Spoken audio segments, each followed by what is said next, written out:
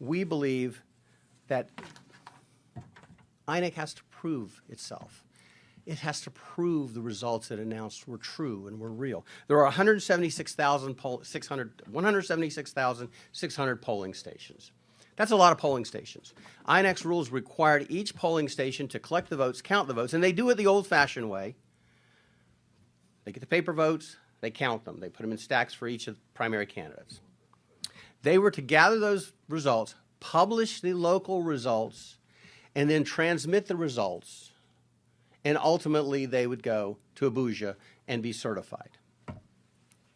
Well, what happened was they published some of the results early on, and then they took them down. And so what they have is something that looks a little bit like this, scribbling, when it used to look like this, where it was written.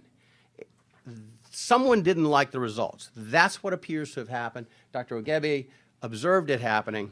So what we have is vote rigging, vote buying, and bribery. So despite INEC's efforts, nothing good happened. And we're back to the same old thing, the same old efforts. So what do we do?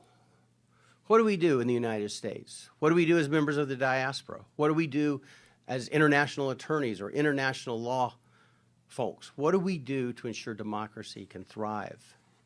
That the promise of 1960 can become true again, hopefully.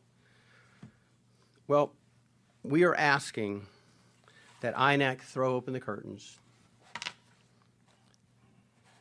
and let the full light of truth come in to prove the transparency and the veracity of the results they've announced. If the results are true, they should be able to prove it. It is absolutely not extraordinary to ask them to prove it. Show me your math. We've all gone to school. Show me your math. You've got a number. Show me how you got to that number. Prove what you did. There can be no debate that the initial investigations indicate that they were savaged. The rules were savaged. The rights of the electorate were savaged.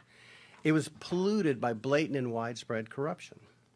As Dr. Lloyd said, the four horsemen of democracy's doom, bribery, intimidation, insecurity, and vote rigging, appeared to trot and run roughshod all over the nation. They were harnessed to skew the results. We, NADECO, call upon the people of Nigeria to act peacefully, but to demand that proof be provided to them, that INEC prove the results they've announced. We also call upon the international community to join together with the Nigerian judiciary in a concerted effort to condemn and set aside the hastily announced results and instead proceed with the solemn seriousness this deserves. Again, one of the